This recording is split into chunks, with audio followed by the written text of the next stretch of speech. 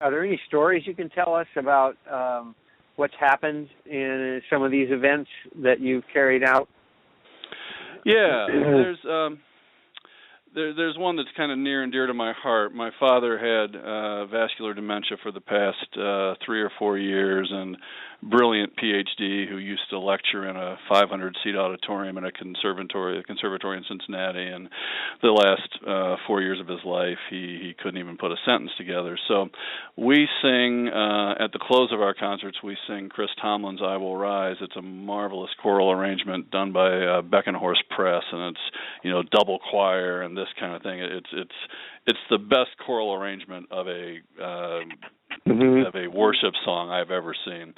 And I introduced that by telling my story, and my dad died a couple of weeks ago, and so I've been able to tell that. But even before he died, just the hope that congregations feel when we sing that song, and after I kid you not, every concert, someone comes up and says, "Thank you for singing that song.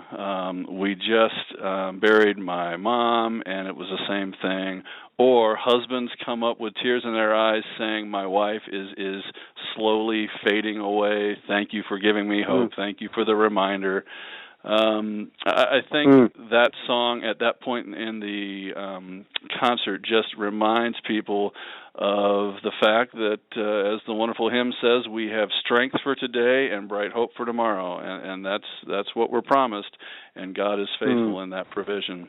One more story from this past Christmas that blew me away. One of the things that I really love about my job is I get to help students as they get up in years now to their junior and senior year. I get to help place them in local churches, and we had a young man who was in his senior year this past fall, and we helped place him into a small church where the pastors, the husband and wife pastor team, had just lost their son tragically in an automobile accident. He was 24 or 25. And so my poor student, he's coming into that church right then at that moment of individual grief on the part of the pastors, and also corporate grief on the part of the church. And, by God's grace, this is a very mature student who has been knocked around in life a little bit himself, and so he was able to bring some healing even at his tender age. But he invited the pastors to our Christmas concert this past December, and I didn't know that. And so at the halfway point of the service, at the break, while we were changing the stage and everything else, a guy came up to me and shook his hand and introduced himself, and I recognized his name. And he said, "Thank you so much." I had sent a card of sympathy when I had heard of his son's death. And he said, "Thank you for sending Mike our way. He's been wonderful. Your students here are so wonderful and great. And I've really enjoyed the concert. It's been very meaningful to me." And so I thought that was going to be the end of it. Okay, a grieving pastor, grieving the loss of his son. He comes to the Christmas concert. He hears about joy to the world, and the hope of the ages is born today. And he's given a little hope to make it through the next day. Well, that wasn't it. At the end of the concert, I'm back there in the narthex shaking hands with people, and he comes up again. And I thought, well, this is odd. He's already thanked me. But he came up and with tears in his eyes, said this. We closed the service with the wonderful song Michael W. Smith wrote, "All Is Well," that features a treble voice solo. When Michael did it, there was a little boy soprano who did it. We used the oldest daughter of Ben Calhoun, lead singer for Citizen Way, who's on staff here as our studio producer, and she did a great job. And there wasn't a dry eye in the building, and it was a wonderful song. So he comes up to me after the service, again, with tears in his eyes and saying, "I just want you to know that our son sang that solo in All Is Well 15 years ago, and I didn't know you were singing it tonight.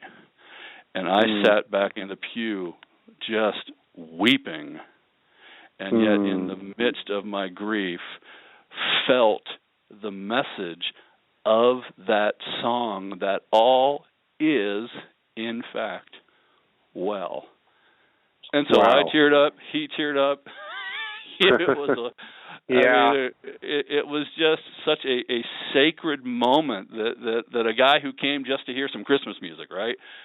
Because his student that we had was performing, and he wanted to support the student. So he comes, hopes to hear some good music, and the Lord meets him there with a song that takes him back 15 years and helps him to release some of his grief in a healthy manner with the truth that all is well. I mean, you can't script that. And those kinds of things, John, happen so frequently that long ago I gave up being surprised.